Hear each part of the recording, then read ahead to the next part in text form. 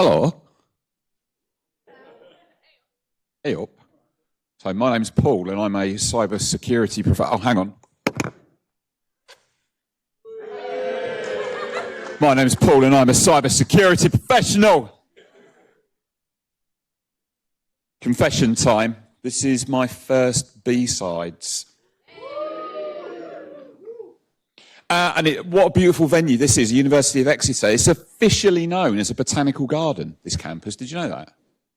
Yeah, officially known as a botanical garden.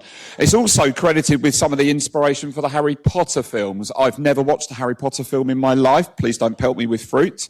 Apparently Marden Hall is the inspiration for the Gryffindor Common Room. Go check it out. I've spent some time with Manoj in the retro room. Revisiting my former youth. My first computer was an Acorn Electron, which I got working, and we played Chucky Egg. And it's funny that you remember those stupid things, games that I played in the 80s. I got through 3 levels before I even realised that Manoj was wanting to go. But, you know, there you go. Sorry, buddy. So, what I'm going to do is now offer what I know as unsolicited advice. And the interesting thing about me is I suffer from a phenomenon that we're going to talk a bit about later called imposter syndrome. And I was kind of thinking in the few minutes running up to this, it's like, who am I to stand here and tell you what a good cybersecurity leader should be doing? But, you know, I've been doing it for a while, so I figure there's no harm in that, right? Some of the things you'll agree with, some of the things you'll disagree with. Stop me and ask questions. You know, let's make this interactive. I'm not fussed. You know, let's have a conversation about this stuff. I asked Gemini to do the obligatory build me a slide, which it commonly did. Didn't do a bad job. So I've been working in IT for 3 decades, cybersecurity leadership for 2. I actually started life as a business intelligence, data warehousing type of guy, data nerd, if you will. And moved my way through IT service management because I figured I should probably learn, you know, how these bricks and tricks and toys work, and then moved into disaster recovery, and then moved into information security leadership because I looked up at the wrong moment, critically at the wrong moment in a meeting, and I never looked back. I'm inspired by a couple of things. We talked earlier, where's Peter? War Games. That film was what got me hooked on cybersecurity. And I would encourage you to watch that film. There are some real parallels with the challenges that we face right now that I kind of called out in that film. There's a character in the film, I won't spoil it too much, Professor Stephen Falcon. And back in the 80s, I was confused. So he was the guy that created this machine that helped the US military gain World War III to make sure that they could win it, right? And he got very disenfranchised with what he'd unleashed upon the world. So he turned his back on technology, moved to Goose Island, Oregon, and became a paleontologist. And I thought, why would you give up doing this fantastic, phenomenal, innovative, groundbreaking world of information technology? But as I reach my middle-aged years, I'm starting to see that maybe he was onto something. Things aren't slowing down, they're speeding up. And I'm not getting any younger. So that's a challenge in itself. I'm getting to the point now where I'm thinking about who's going to survive security leadership after I go off and tend my allotment. Maybe some of you are in here now. So what I'm going to impart with is a few words of wisdom about security leadership. Take it or leave it. I think they also apply to any role that you do in technology, to be honest with you. Because I'm going to talk a little bit about the interplay between technology, security, and the business. And some of the challenges we face with modern day innovation. Anyway, I just spent 4 years working in research at the Information Security Forum, looked them up, great bunch, and looking at through the lens of security leadership. And I got teased back into taking a role, a CISO role in the video games industry. Let me tell you a little bit about the video games industry. It's bonkers. Now, the thing about, there'd normally be some audio for this, but that's fine, is the video games industry is moving at the speed of light. We also do media and entertainment. So we're a B2B. We work with all the big game studios, and we are responsible for delivering and making video games, media and entertainment in an industry that eclipses movies and music combined. It's a phenomenally sized, in terms of capitalization, it's gigantic. This is a lot of creative people who work in the video games industry. do you think they're remotely interested in governance, risk, compliance, patching? Oh, bollocks. And that's the challenge that a lot of CISOs face. You know, like we want to live in a perfect world. We crave structure, rigor, policies, compliance. That's the world that we live in. But that's not the perfect world. I've had to learn a whole new industry. I've never worked in video games before. I've barely played Chucky Egg. I got beaten a bloody road rash. Come on. How am I supposed to play World of Warcraft and all of this other stuff? GTA something or other. Don't ask me about that game. I've signed an NDA. But the point I think I'm trying to make with all of that is every industry, every vertical that you will ever work in is different from the last one. There is no such thing as the perfect way to do security leadership. There's no such thing as the perfect way to do cybersecurity. And I've had to learn that all over again. It is a lot of fun, though. I mean, it is a lot of fun. And the stuff that those guys, it's just insane. I love the creative mind. I wish I could do more of that myself. Okay.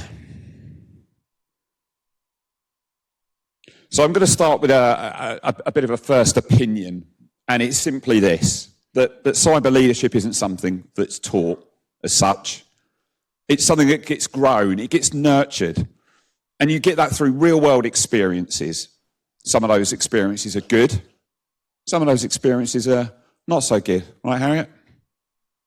You know? Wow. I mean, I can't be that story. When I was working at the ISF, I did some research into cybersecurity leadership. I'm using my notes, by the way, because I'm middle-aged. I can't remember anything. Leadership qualifications, if they exist, all they're ever going to do is ice a cake, because the skills that you need to become a security leader can't be acquired and demonstrated through a piece of paper. It might set you off on the right footing, but you learn by doing. Right? You know, you hear the concept of the accidental CISO, you know, someone who one day wakes up and they're told, right, you're in charge of security. That's a really difficult gig. I've spoken to a couple of people who found themselves in that. And it's like being dropped into the deep end, particularly if the business doesn't really know why they need a CISO, but they've just appointed you as one. That's a challenging environment to be in. So let me start with one of the biggest lessons I've learned as being a cybersecurity leader. And it's about the importance of relationships. So I'm going to impart with some relationship advice. This is going to end badly. I hope my wife's not listening. I wrote it down, so I made sure I got it right. But to me, a good relationship isn't inherited or inferred. It should never be ruled by fear. And it should never be an uncomfortable détente. A good relationship is earned through dialogue, agreeable disagreement, the odd night on the couch, but most importantly, through dialogue, understanding and empathy and trust. And all of that is really, really important. Hereby, lesson number one. And this one's always an interesting and challenging conversation to have with people. So I start with a rule of thumb when I work in a new gig. I work on the assumption that the other person I'm talking to thinks I'm a worthless piece of crap. And I'm getting in their way. And I need to earn my stripes, not be the one that's shouting the loudest. That's how I see security leadership work. We've come from a world where technology was really, really hard. And we exploited that as the leaders of yesteryear. If the business wanted to work with technology, they had to come through us. We used that to install a bit of power and control and a bit of authority. We thought that policy statement that we used to walk around with and wave in the air was the reason why people commanded respect of us, and we got that engagement. That's not how it works anymore. My mum can spin up a data center in the cloud with a credit card and a website. God only help us if she ever tries. But the reality is, you don't need to go through security to innovate in technology in the modern business. Unfortunately, that's just not the way it works. My first big security leadership role was in financial services. I used to look after the UK's check clearing utility. We'll come back to that a little bit later on. And it lulled me into a false sense of security because over 7 years, I hid behind a check and credit clearing company, financial services regulator, APACs, all these big scary words and statutes and rules that people had to apply. People did what they were bloody well told. Easy. This security stuff's easy. And then I left that role and I moved into retail. Worked for a company called Home Retail Group, parent company of what used to be Argos, Homebase, Habitat. Remember them? Laminated Book of Dreams. The very thing that killed the company, actually, but that's another story altogether. I thought, oh, this is fine. I'll just pick up the rule book and go wandering in and discover that there wasn't any rule book and people were crossing the road to avoid me. And I thought, oh, hang on a minute. This is going to be a little bit harder than I'm used to. What am I doing wrong? There is no rinse and repeat. You know, Google search, rinse and repeat methodology for security leadership didn't exist. And I learned something very, very quickly. No matter how hard I try or how much I think it's true, I will never be the most important person in the room. Why? It's not my business. It's their business. They're moving in a particular direction. There's a set of outcomes that they are trying to achieve as business owners. It's my job to run alongside them and be their critical friend. But I've got to do that in a way that resonates with what it is they're trying to do as a business. So it's about value outcomes. So if all I'm doing is talking to the business about rules and regulations and risk, and I'm not talking about cost and agility and control and innovation, I'm not floating their boat. So I have to think about the way that I sell what it is I and my team do to the business as something that they want to buy. And it shouldn't be a forced sell. I think it might even be you, Harriet, said it earlier, that we can't rule through fear. Fear, uncertainty and doubt is not the way to do cybersecurity in a modern business. We have to be running alongside that business, adding value to it. The minute you stop doing that, they're gone. They're gone. They're just not going to be interested with you. So security has to be done for and with a business, not to. If you take a step back and that's your mentality to doing cybersecurity, you are on a course that's not going to end well for you, because that's not how modern business wants to work anymore. While we're talking about this, I would normally do this in security conferences full of suited and booted CISOs. I'll chuck the question out there. Should the CISO be on a board? Hands up for no. Hands up for yes. So I wonder how much of that is driven by ego, power and control versus collaboration, capability and value. To me, a CISO on a board is the conflict of interest. How can you be a critical friend and have executive accountabilities? What if the board is being incentivized to take 25% operating cost out of the organisation, but you know, because your risk data is telling you that you need to add 25% operating cost to the organisation for it to remain safe? What do? Do you turn your back on your business to take a cut, or do you upset your colleagues on the board? That's not a situation you want to be in. Either be a trusted advisor or don't be a trusted advisor. But I don't necessarily agree that being on that board is the right answer. Equally, if you are on that board, you're giving them an opportunity to go, what's he's on the board? We can kick this cybersecurity stuff into the long grass because it's his problem.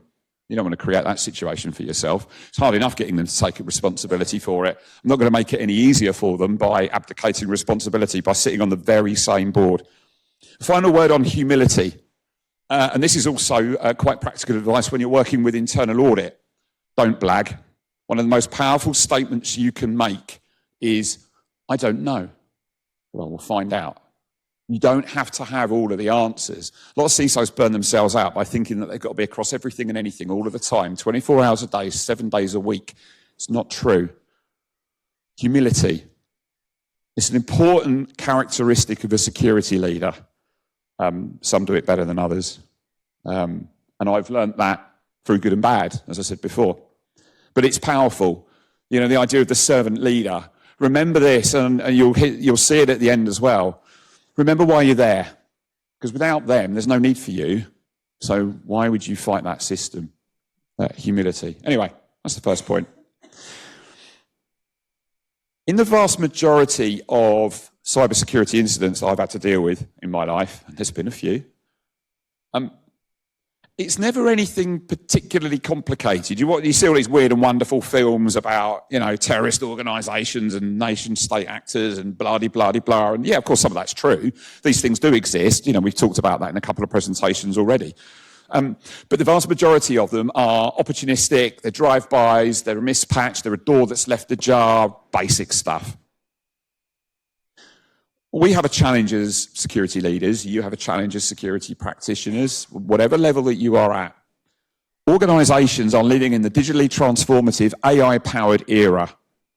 They are running just to stand still. And it's very, very easy to get excited and punch drunk on the promises of artificial intelligence, and they'll go running off into the distance, trying cool new stuff with Claude and Cursor and everything else in between. But a house built on sand is a dangerous position to be in. So as security leaders, with the exception of the Burj Khalifa, which is actually built on sand, believe it or not, engineering is amazing, you've got to make sure you get the balance right. Supporting the business to innovate safely, critical friend, that conscience of the organisation, that's really, really powerful, really, really important. But for goodness sake, don't take your eye off the ball of getting the basics right. Asset management, patching, security operations, good education. All of these things are fundamental to any organisation's longevity. There is no point in running off into the distance doing crazy stuff with Agentic and Frontier AR if someone's taken the front door off your house. And it sounds ridiculous to even say it out loud, but the number of organisations who are spending a fortune on crazy new technology and forgetting the basics. Technical debt. It's a curse. It's an absolute curse. Don't build on sand. Anybody see the website XKCD? This is some of the crazy cartoons they do. I absolutely love it. The Nebraska scenario is my absolute favourite cartoon. And the idea that an organisation is just this weird smorgasbord of different building blocks, all delicately stacked together, but the one at the bottom is owned by a guy in Nebraska who's like long gone. But if you pull that out, the company falls around its ears. You have to make sure that you're getting the basics right. You've got to get that balance right. Shifting left is also very important. Shifting left is an important imperative of good security foundations. We're talking about this at lunch, actually. Be inquisitive, get in there early.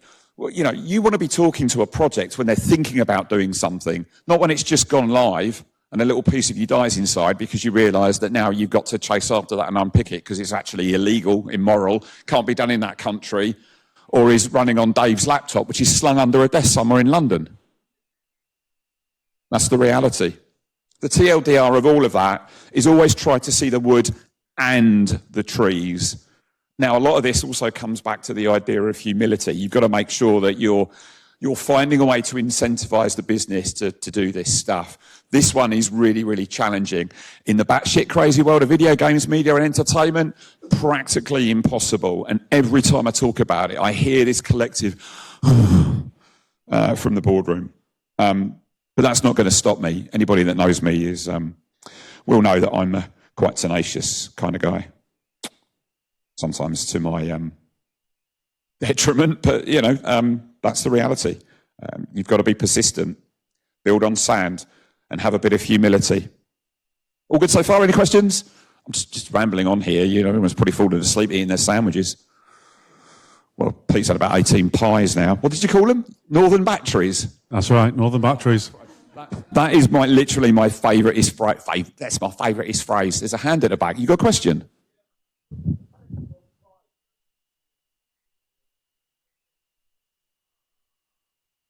Perspective of pride over humility. That's a really interesting question. I'm very proud of the job that I do. I'm very passionate about being in cybersecurity. There is a reason why I stand in front of you telling you that I've had the time of my life over the last 20 years in security leadership. But I have to remember, without them, there's no need for me.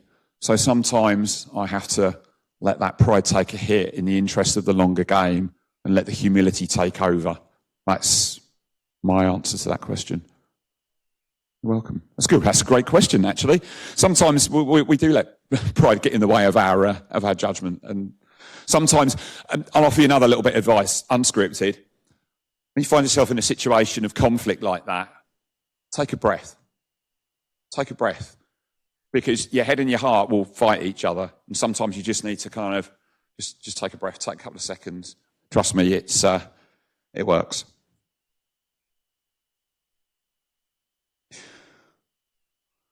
Yeah, I mean that phrase. It gets used a lot, but I really, really like it. I was about to say, this reminds me of what Harriet was saying earlier, but the next sentence is probably not going to work now, but I'll do it anyway. So going back to talking about Equifax and everything and how brutal that incident was. Ask a CISO about their first incident. It's a bit like everybody remembering their first kiss. Told you it was weird. Didn't think that through, did I? Every CISO will remember the first time they get that call. It is the most destabilizing, disorientating thing that will ever happen to a security leader. It's horrible. It's absolutely horrible. I've had a few gnarly incidents. The very first one I had was 2012. I was heading up the UK's check clearing infrastructure, and we fell victim to a well-known at the time Microsoft vulnerability, which goes under the code of MS 08067. Anybody remember that one? I do. It was the bane of my life. So I'll give you a long story short. The check clearing infrastructure is completely air-gapped. It sits away from any operating environment. It's on its own. It's in its own island. But sometimes we need to move things like sorter patterns onto the imaging machines. We used to do that through very clinical procedures that were manually orchestrated that allowed us to move data via physical media into the protected environment through what we used to call sheep dips. The process worked if it was followed properly. An engineer decided it would be a really, really clever idea to borrow one of these hard drives, take it home to back up his wife's laptop, which was infected with Conficker. He then didn't clean the drive, put it back into the process. The process was followed through, a step was missed, the sheep dip didn't happen. The hard drive was inserted into the clearings infrastructure, and 1 hour later, the United Kingdom did not have a check clearing environment. Oh my God, that's what I said. I used slightly more colourful language, actually. But the thing was quite notable about it was that moment of realisation. So this was before the days of Teams and Zoom and any of that nonsense. We were using BT Meet Me. People of a certain age will remember that.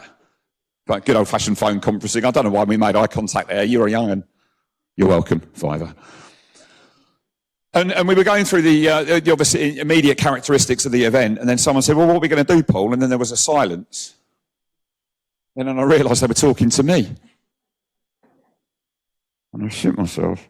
But it was a real leveler, because at that point you realise that actually you're holding something quite significant in the palm of your hands, and then what you also realise is you've just been punched in the face. Well, I didn't have a plan for that. I wasn't ready for it. Neither was the business. We had the mechanics of dealing with incidents, but we never had a scenario where the entire environment was dead.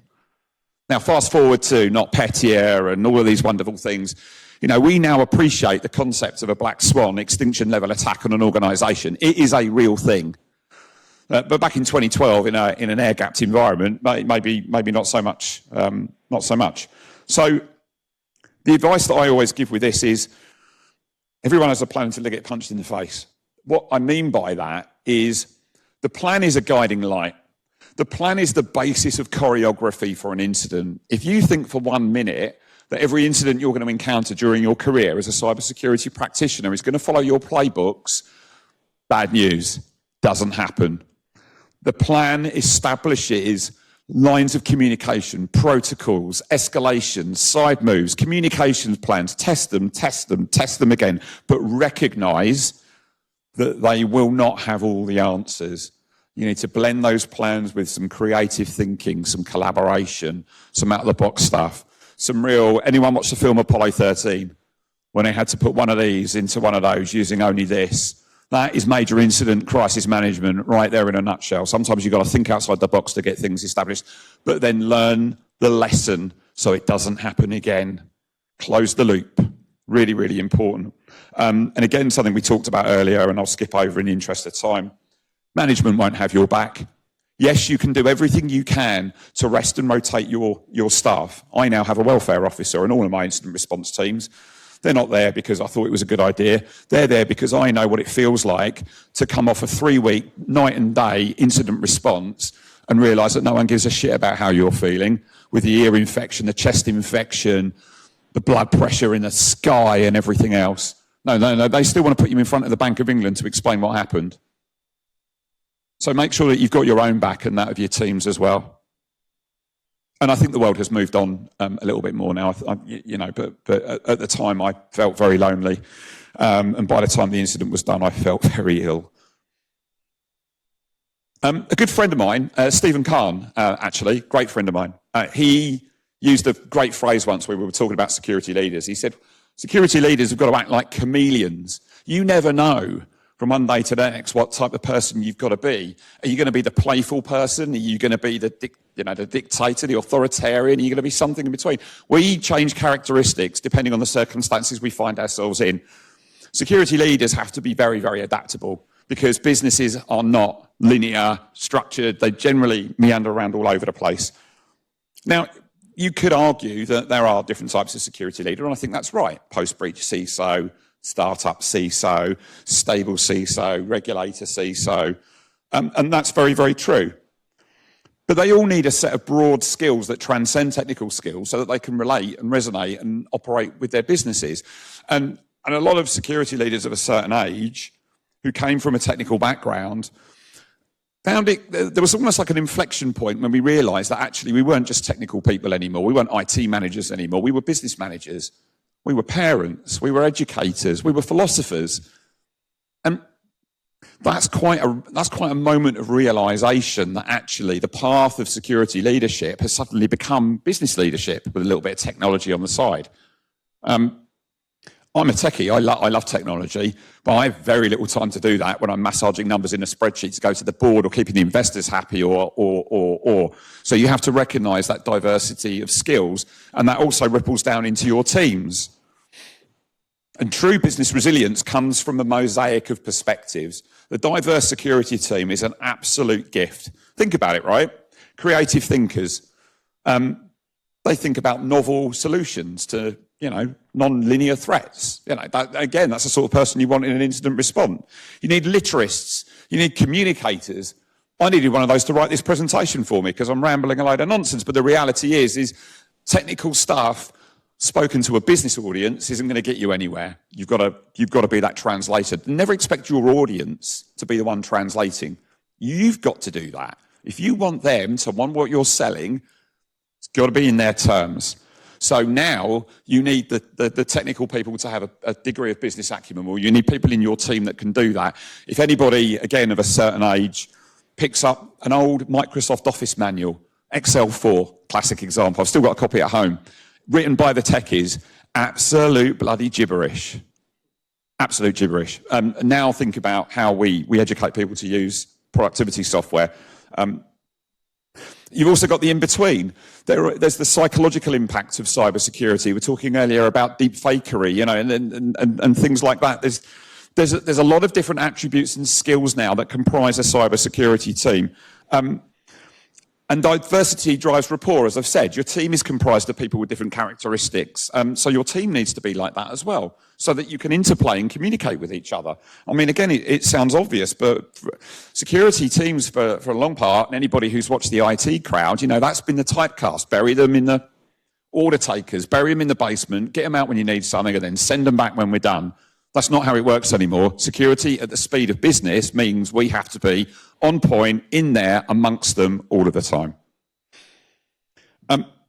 I think the industry actually needs to do a better job. I won't politicise any of this, but, I look at the UK Cybersecurity Council, I look at CSEC, I look at, all of these bodies.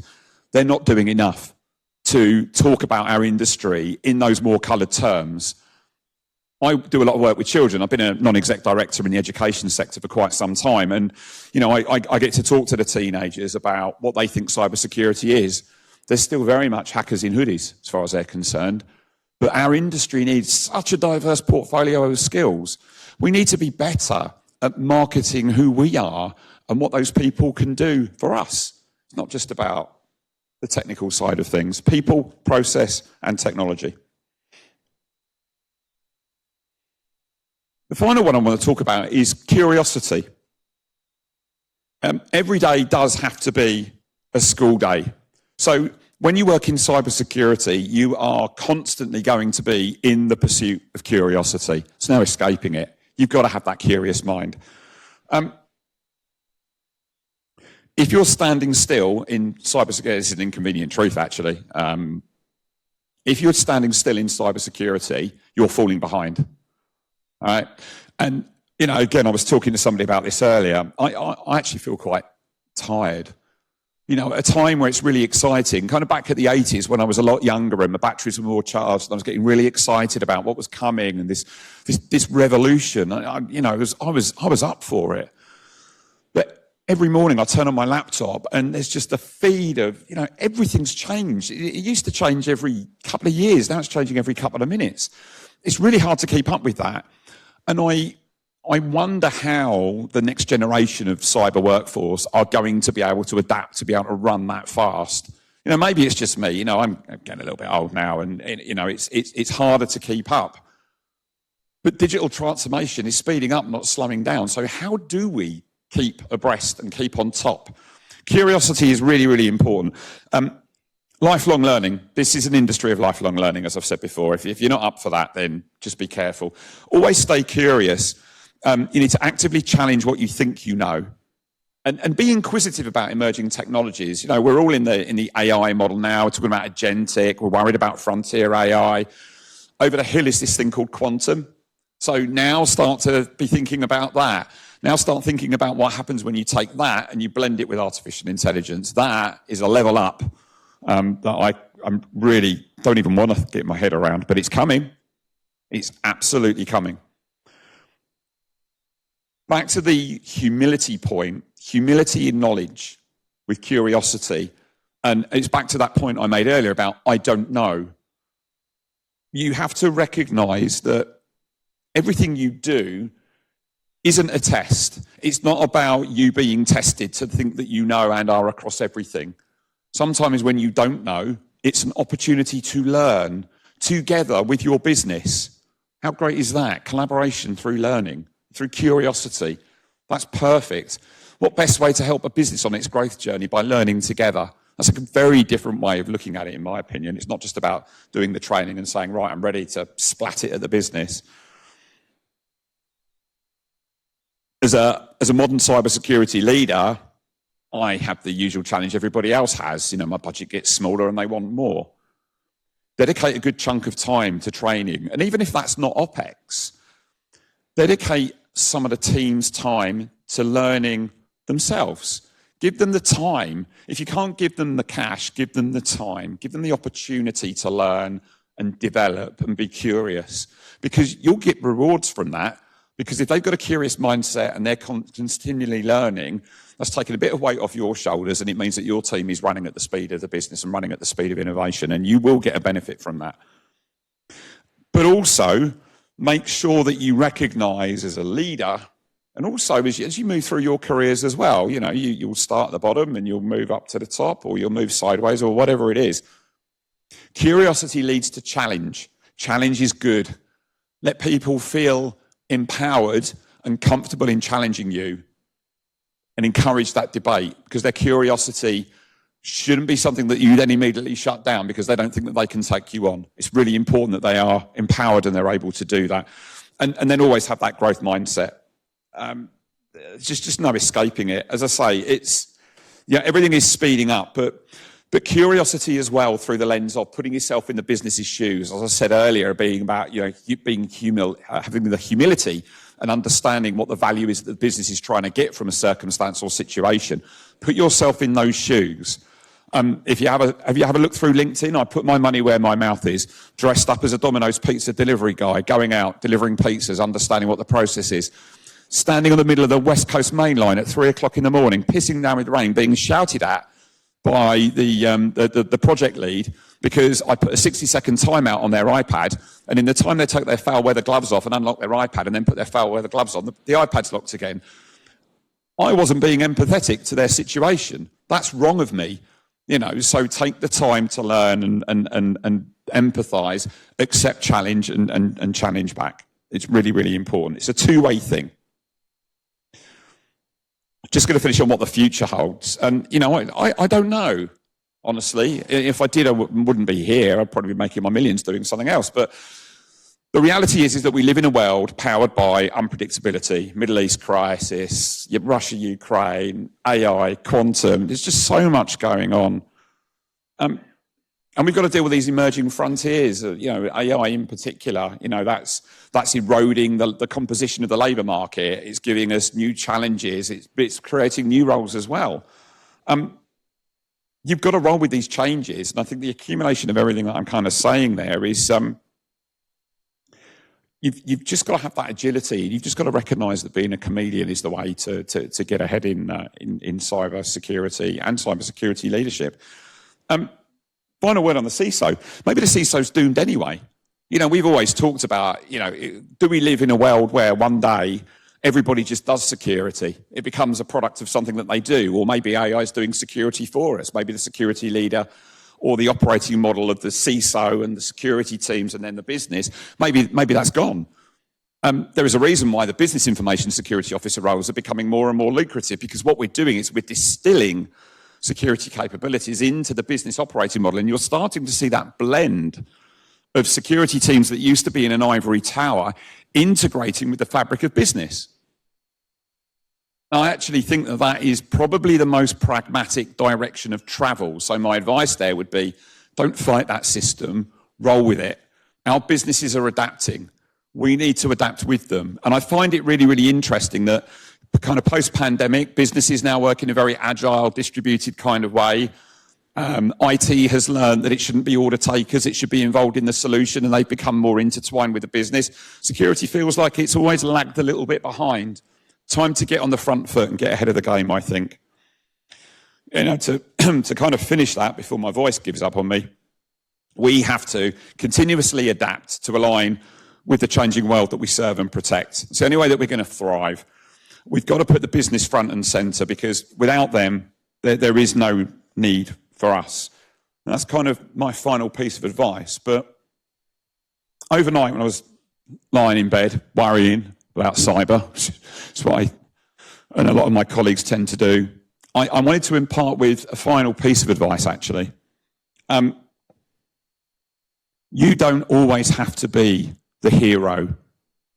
You don't have to carry the world's woes on your shoulders. And most importantly, it's okay to not be okay. And it's okay to have feelings. As a cybersecurity leader, or any leader, any business leader, you're human. Don't bottle all of that up. This is a family, this is a community, this is a really, really stressful job. Harriet talked about it earlier. I've had the same experiences. Other people in the room will have done as well. If you can't talk to your business about how you're feeling, use these networks, use these communities, share in the challenges that you're having.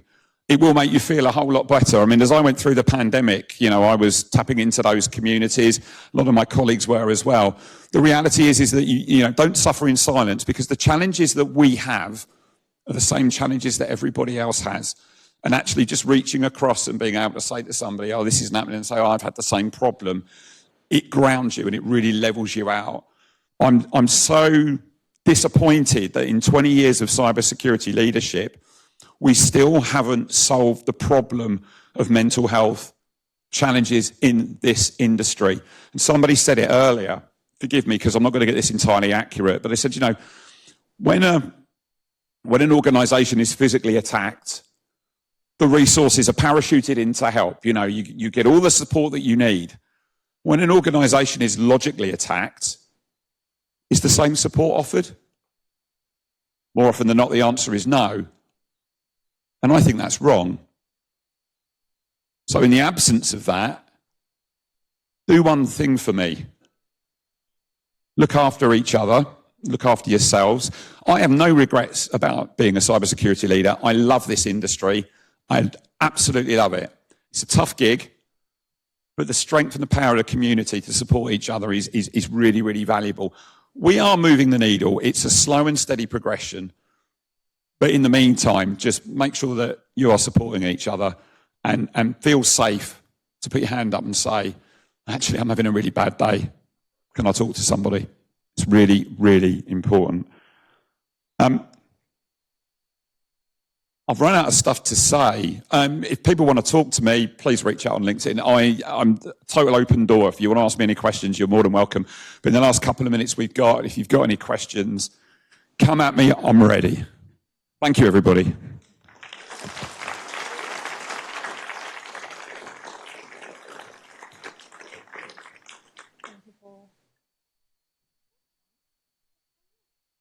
Are we going to answer some questions?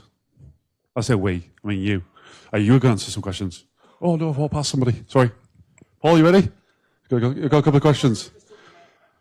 Oh, I've just been a horses with a mostest. Here you go. Go for it. One of my favourite quotes in the context of occupational safety, actually, that I saw on a wall somewhere was, if we do our jobs great, no one's going to remember. If we do our jobs badly, no one's going to forget. And I guess you probably feel that way in security. I wonder if you had any reflections on that and how you essentially bridge the gap between those two things. Yeah, that's a good question. I used to feel like that in the early stages of my career, where it was literally you were like your parents' fine china. You were brought out on occasions and you were kind of put away and forgotten about until the next time. And it was kind of that metaphor in terms of when the shit hit the fan, you got dragged out, kicked around the room, and then got put back again. But actually, over time, I think that started to move away because we're recognising the balance of protect, detect, respond, recover. One of the things that really helped with that, in a funny sort of way, was the pandemic. Because the prophecy that a black swan event would never happen came to light, and we all lived through that. And now what we realise and what we've learned from that, and I get this to varying degrees of talking to organisations, the reality that actually prevention is better than the cure. So now we don't talk about the secure modern business anymore. We're starting to talk about the resilient business. To quote Chumbawamba, I get knocked down, I get up again. But actually what businesses are realising, and again this comes back to the value proposition, is it's cheaper in the long term to invest in an organisation's recoverability so that when they fall down, they come up really, really quickly, than spend a bloody fortune on dark sites and DR sites that you may never ever use. And actually, when you do use them, the recovery time and point objectives are so expensive to maintain because you're using dark sites or standby sites that actually, maybe, just maybe, if we were resilient by design, we're balancing cost, productivity and availability. So I think we're moving past that. Sorry, that was a very long answer to probably a short question. Is that okay? Brilliant. Thank you. Oh, I got the mic. Oh, hello. I gave you that statement. You're happy to use it. I'm very wise beyond my years. As someone that works with students and whatnot, and this is not necessarily a cybersecurity question, it's a leadership question. When you've got like a million grads out of work and then only 19,000 grad jobs, are you worried about the future leaders not getting the mentorship and not getting the opportunities from a low level to build that foundation? Where entry-level SOC roles or entry-level cyber roles want 1 year of experience, but they can't get the experience without getting the experience. Do you ever worry about that from a leadership perspective? Yeah, I'm bloody terrified, actually, because so my lad's just graduated University of Plymouth, and he was one of the lucky ones, but his cohort, they're really struggling, and that's right across the world.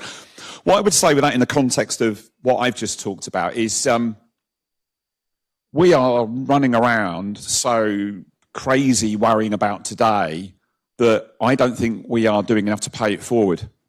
And I really worry about this. I mean, I burn these two ears all the time we're talking about this as well, when we're allowed to go out for good behaviour. No, I don't think we are. I think, and I am genuinely concerned that we are looking at the short-term gains of using AI and taking that out, but we are not looking at the long-term ramifications of that. I don't think we're setting ourselves up for success. I don't know how quickly we're going to get to the point where we have that sobriety test and we realise that actually we do need to be thinking about that. But I am genuinely concerned about that, having lived through it with my kids. But as security leaders, I really worry that we're not paying it forward enough at all. That's why I jump at any chance to you come and talk, in things like B-sides, because it's a real range of people who are kind of on entry, early, mid, seniors, and it's important. And whilst I've talked about stuff through the lens of security leadership, because that's kind of my jam, a lot of what I'm saying, I hope, is advice for people who are coming into the industry. If you take the phrase security leader out of it and look at some of that advice, I think it's largely translatable. But yeah, I do. It comes back to my point. I look at UKCSC and I look at all of these other bodies, and they're all living in the now. Spend some time on the next gen as soon as possible. Good point. Great point. No worries. So how do you make your employees feel like we're all important and that you don't think you are the most important person in the room? By fostering a culture that allows them to feel safe and trusted and able to call out things that they're worried about. It's about treating training for cybersecurity, risk management, not as something they need to do to tick a box in a company, but as an investment of a life skill. So actually, again, it's like doing cybersecurity to and for a business. Actually, what we need to be doing is educating and delivering the culture with our workforce. So you need to spend the time to, don't just throw mandatory training at them and then quote a figure back to the board. Do it in context and make it valuable to them, and make them feel that you're listening to their needs and wants, and you're delivering training for them, not to them. Does that answer your question?